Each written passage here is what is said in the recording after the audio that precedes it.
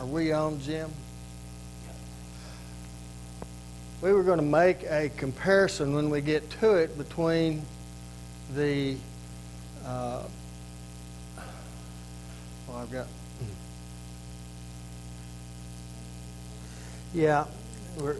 we've already been through there and explored the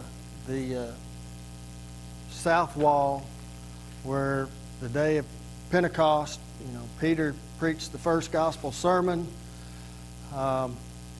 We can look at Acts chapter 2 and see what all happened right there. I know, David, you asked a question last week, and I went back and looked at a lot of those pictures, and those are what we might call pavers or stones, but they're large stones, and even some of the ones that are missing, you can see the bedrock under them, but they were cut stones that were laid in there, and it was important to watch and realize that those stones were cut and laid at such a disruption that it was going to disrupt your gait as you went in. It was going to slow you down. You were going to have to drop your head. They called that a humbled posture to go into the temple ground. So it was that way on purpose. It wasn't just because they randomly made those steps and there was no rhyme or reason to them. They did that on purpose. Let me see if I can get back over here now.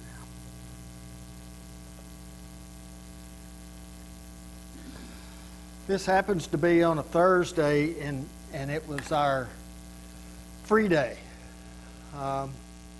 So, I'll be honest with you, we were exhausted.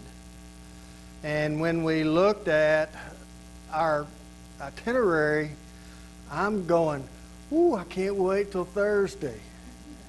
And I will say that I did get a good nap this day. But neither one of us could stay in the room. We had to get out and see more things.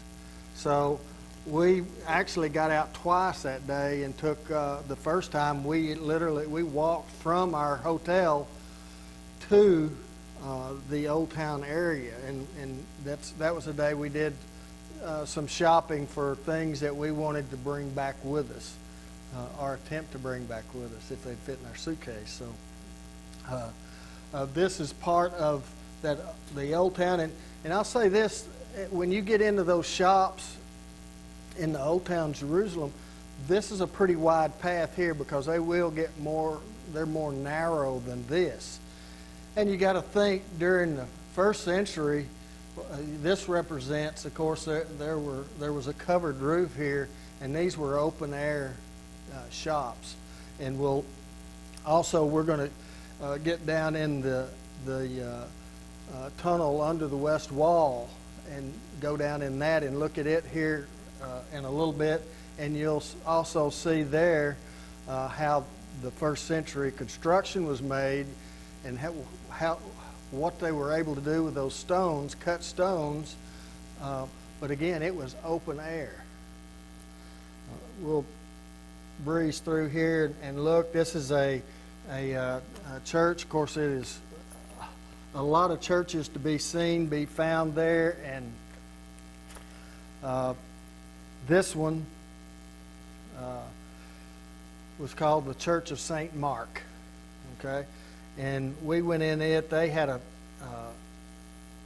placard on the wall just outside where they claimed it was the location of the upper room.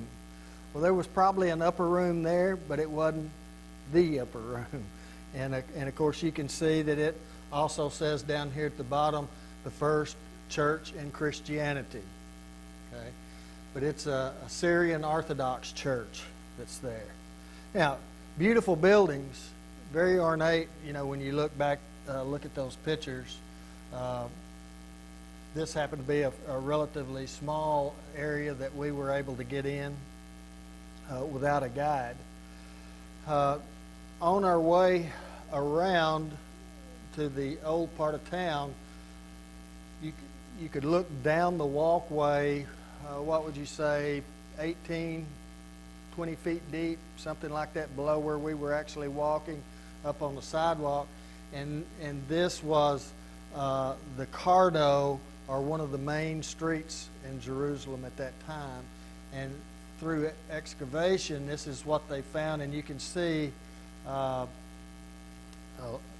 you can tell these first century stones from the others. And of course, you're going to see any place like this, they'll show you the original columns that they probably excavated in that area, but there's also going to be a lot of columns there. Because there are buildings and things going on top of that. So you can see when you start building one society on top of another, how deep and how fast that moves.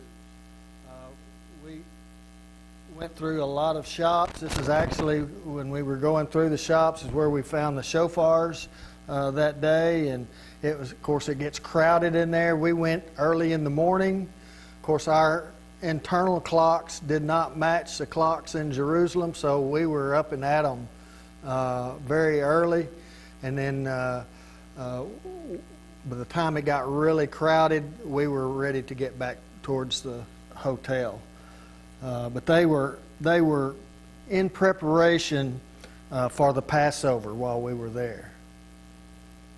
Again, you can see the how ornate this is, again back down there on first century level, and see the arched work. And as we go through this tonight, even on the tunnels and everything, there's no mortar. These stones are cut at this angle.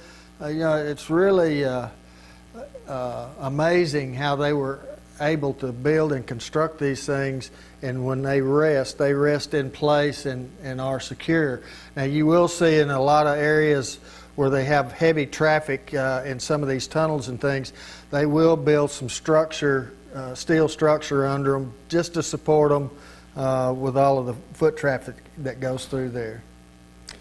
I mentioned this is on our way back. We were actually on our way back to the hotel. This is some artist rendition. I mentioned cats and how many cats, especially up in the around Galilee, that they were just, it was almost spooky. There were so many cats. But in the background, you can see a tall building, and that's the top of the YMCA. I've got another picture of it. Marcia had me stand in front of it. We were actually just out on the sidewalk with it in the background. Thought that was interesting that was there. Put this slide in. I wish I knew more about it. You can certainly tell this is bedrock here.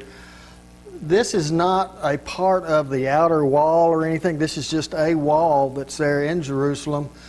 I couldn't tell you why all of the archwork and everything was built and put in there on top of this bedrock, because you can tell with the line of the bedrock there that there was never an entrance there or anything. So I don't know if it's just making it more ornate or what the cause, what the reason was for those.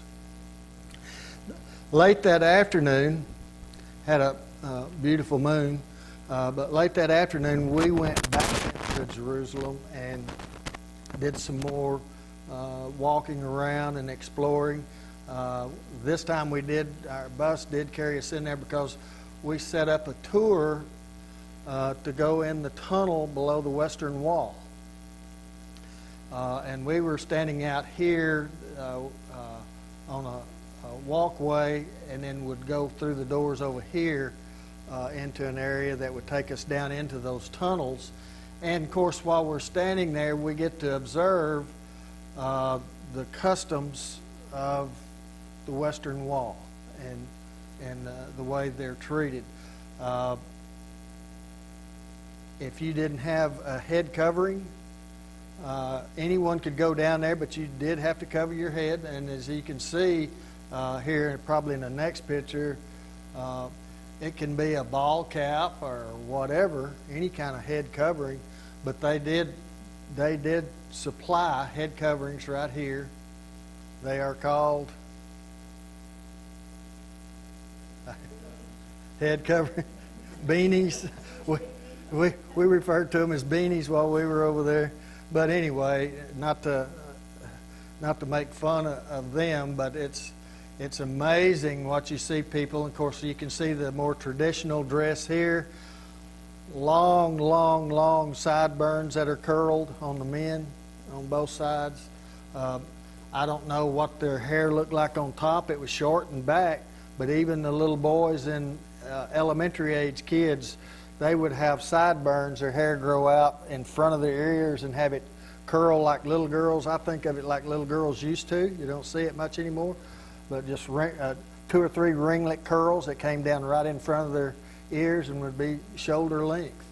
And when they make their way to that wall, of course they've already cleansed before they get there.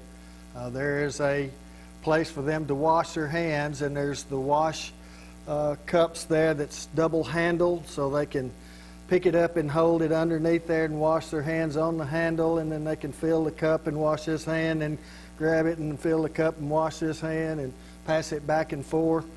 And then they head to the wall. And of course this wall is just full. If we had a closer picture, it's just full of prayer notes.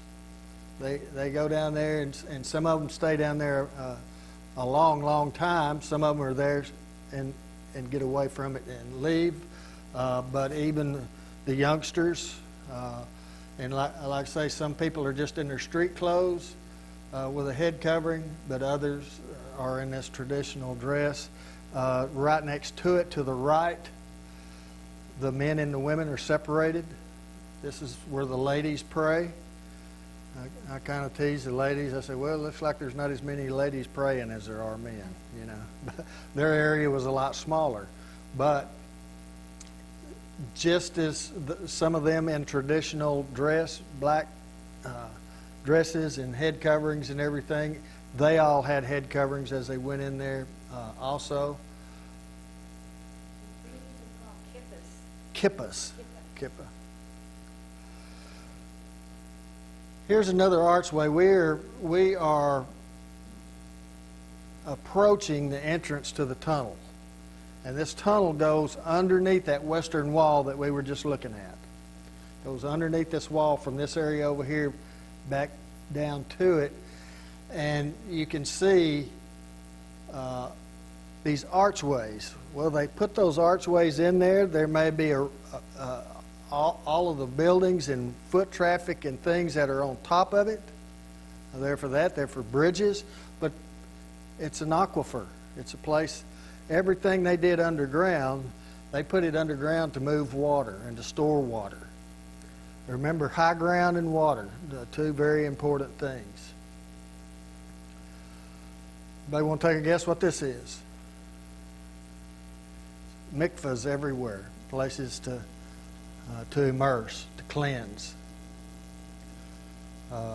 Again, another area where we're fixing to go down another layer, but you can see all of the archwork and these big heavy stones. I would hate to guess how much they weigh, but it's an architectural feat. Whether Herod the Great was responsible for any of that, I know all of the stuff that he built. If he was that kind of an architect, or if he just had the ideas and he had men that worked for him that could actually put the logistics together to get those things built, just made some really some amazing buildings. This is a synagogue down in this level. We have not got to the 1st century yet by any means, but this is directly under the Holy of Holies, or where the Holy of Holies was located in the 1st century. The Jews go to that western wall because they feel like that's as close as they can get to God. They build a synagogue underground, underneath where God existed.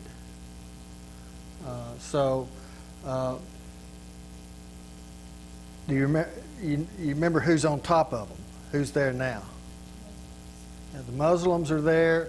The Dome of the Rock, the big golden, we'll see it here in a moment. The big golden roof building is sitting right on top of it, and just outside of that there's a covered area that's supposedly where the Holy of Holies was located in the first century. But the Muslims don't like to hear a lot of noise and a lot of things going on underneath them, because they're afraid that the Jews are going to come back, I guess, and stick their heads up through there and try to take things back. It's one of these days I think they do plan on doing that. But we've seen this stone earlier when we were doing the overview. This is the largest stone that's been excavated in this wall. This was not torn down. This rock was very big. It was 11 foot tall. It was 57 foot long and 20 foot wide or deep. This rock weighed over 600 tons. Now, I don't know about today, but it hadn't been too long ago that I read an article on this rock. It said there is not a piece of equipment on earth today that can move this stone. You do the math, that's 1.2 million pounds. But yet they were able to do that. And one thing, and I don't have a picture of it in here, but they had an exhibit in there to show how they hand cut those stones. And they had a lot of pictures, of course, artist renditions of how they moved them, how they lifted them. And it was a big series of block and tackle. Darwin, the old school, when we had to move something heavy, hadn't been, for instance, 100 years ago, I know you weren't here then, Tim was out here, he'd argue with me, but you'd set up a set of ropes, and you put enough block and tackles in there, blocks in there, pulleys in there, and they go back and forth and back and forth. One person can pick up many hundred pounds. But that basically is how they move this stone. It's just everybody stops and has to put their hands and get their picture taken with this stone.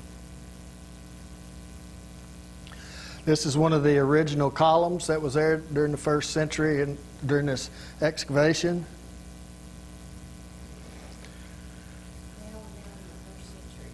This is getting to it, and we'll show you a picture here in just a minute. There's a lot of things going on here, but it says, right down here, it says, the end of a broad paved street constructed in Herod's reign at the foot of the western wall. The street started out at the southwest corner of the Temple Mount. Its construction was halted, apparently because of Herod's death. When you go to read about this tunnel, not many people agree with that. There's all kinds of reasons they could have stopped, and when you really get out and look at it, and when you study further, they really didn't stop. And now it stopped from his construction because he wasn't there to mash on people to go further. But right here at this point, at the end of this broad street, first century street, and of course I wanted to take a picture of as many feet as I could in our group that was just standing right there with us, is standing on these stones. That's this first century pavement. There's also a large water, just an aqueduct, a pool of water. Now they've literally got fish in it too, goldfish. But there is also a stairway that goes up from there that will go into a convent over in the Muslim quarter. Okay? You can't use it at night. They will not allow it to be open at night. But during the daytime, if you have a guide, you can walk completely through and go up through there, and you come out, like I say, in a convent there at the in the Muslim quarter, close to the Dome of the Rock. We had to turn around and go back out. When we looked at, after we got back, I was talking to Marcia this afternoon, we lost our guide on Thursday morning, right? That was right after that Jewish museum, that Holocaust museum. Okay. So was that Wednesday afternoon? Anyway, we lost him in the afternoon because he said he had to go and do what?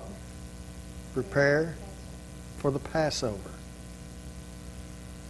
Well, I'm thinking he's going to leave us and he's going to go home and get his barbecue grill ready and all of that, and get the yard mowed and get his meat marinated, ready to cook out and everything. But it was preparation for the Passover was a day for them, right, Tim? And their Passover, any holiday they had didn't start that morning like ours does. We get up on the 4th of July, or we get up on Christmas morning, or any of those mornings. Theirs starts at dusk the evening before.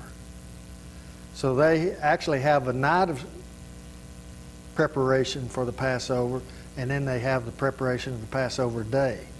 So we lost him and actually had to hire a guide to come in from somewhere else to take us. They will not let you go down in here. It's against their rules or laws or whatever to go down there unguided. Had to have a guide. So very particular. You can see the stonework as we're going out. Supposedly you can tell the stones that were cut and laid during the time of Herod by the way they're laid. There's just a small, each stone as they go up on both sides is just enough smaller that you can put your fingertips on there, and then they just gradually lean in. But you can see these stones here are rougher cut than that one. It was amazing when you could see how they would just score and score and score. And they basically took wooden wedges and would break those stones, and it's amazing how smooth they could get those stones to break.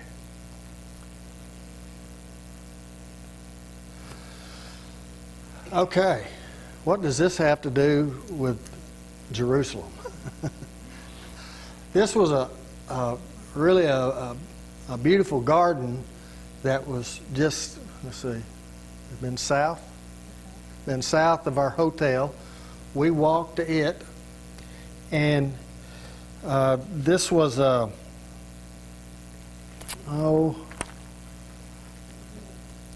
it was a gift from, it was called, I was looking for the name, Bloomfield Park was the name of it. And we saw it when we came in, and again I said, what are we doing with a windmill? This was a gift to Israel from the Danes. But when we started walking around, we went down and looked at it. Us and I think two more couples were out and about, and we ran across this and we found a placard. This was, you remember when we were talking about the wife that Herod loved the most, and he had her killed, Miriam? This is where she supposedly, this was her tomb. And her two sons that she had with Herod that he also had killed. Herod Alexander and Aristobulus. But that was in 7 BC when he had the two sons killed. But right here in this park, you know, we didn't know it was there, wasn't told it was there. we read a placard that says that was the location, so we went with it. Very pretty place. And you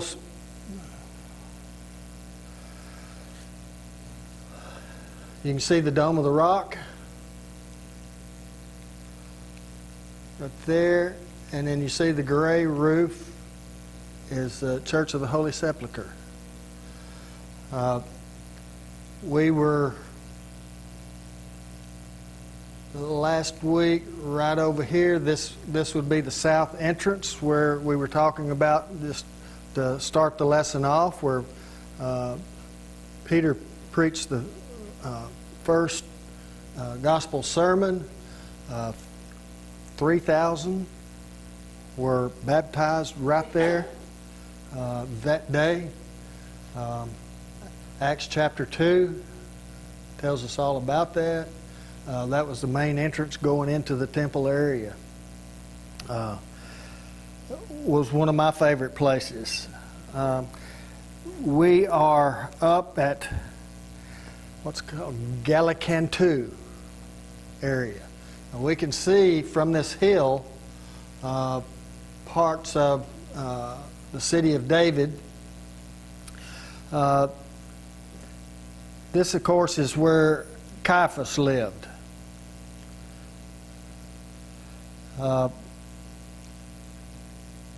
Just looking back to the north.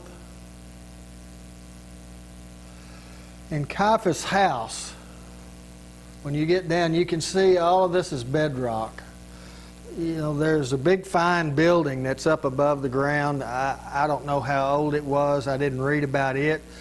But underneath that building, you know, when Christ, and where we were headed at the beginning when I didn't think any of this was going to work, you know, Christ was arrested about midnight. And then he was brought to Caiaphas' house. And when you look at the logistics of it and read, it's probably somewhere in the neighborhood of 3 o'clock in the morning when he came here. He was put down in a dungeon underneath this. Now, we went down in that dungeon. And that's where these stairs are heading. It's a switchback of stairs. And it was a room, maybe a 10 by 12, very small area, but carved out very smoothly. And you could see chisel marks where they cut into that bedrock. But right up in the top corner of that room, where they'd have a 90-degree angle like that, they would put holes in that all the way through in 2 different places. And then there may be 2 more over here. And that's where they would either take, whether it was leather straps or ropes or whatever, and go through those loops. And that's where Jesus spent the rest of his night, was tied up in the bottom of that dungeon.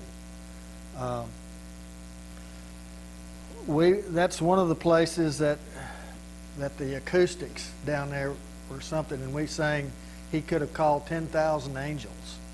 You know, he hung there waiting on what he knew was coming.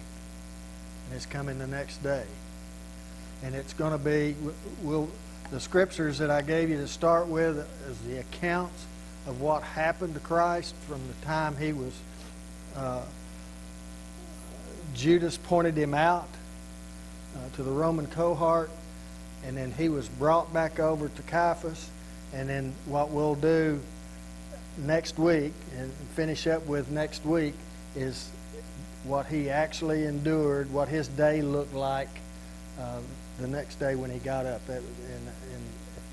That would have been on a Friday morning, a Friday morning for Jesus. Yeah, he really started. They started beating on him here. I mean, they were spitting on him, scourging him, slapping him, kicking, anything that they could do to him to make his life miserable started right here. But yet, they didn't know what he was guilty of. Couldn't find anything he was guilty of. It's interesting, we talk about Caiaphas. When you go around the Hinnon Valley, which is on the west side that comes in to the Kidron Valley, Caiaphas' tomb is over there. Okay? Now, he was a high priest. What do you think they're using Caiaphas' tomb for today? It's full of sheep and goats, and it's a stable. Okay, so it's a reminder. I don't care what we think we're worth or how important we are when we're alive. When it comes this time, what we need to be thinking about is where we're headed. Caiaphas was not headed in the right direction. And when we look at these things and think about what Jesus endured for us, and the pain and agony, and the opportunities that he could call 10,000 angels. He didn't have to call but one, did he? We saw where one angel took care of 180,000. So it's really a touching moment, and to Christians is so important. And to think that the Jews were right there and missed it. Most of them missed it. We're going to offer an invitation. If there's anyone here that has a need, whether that need to be prayers of the body of Christ that meets here, or whatever that need may be, we'll ask you to turn to hymn number 660. 600.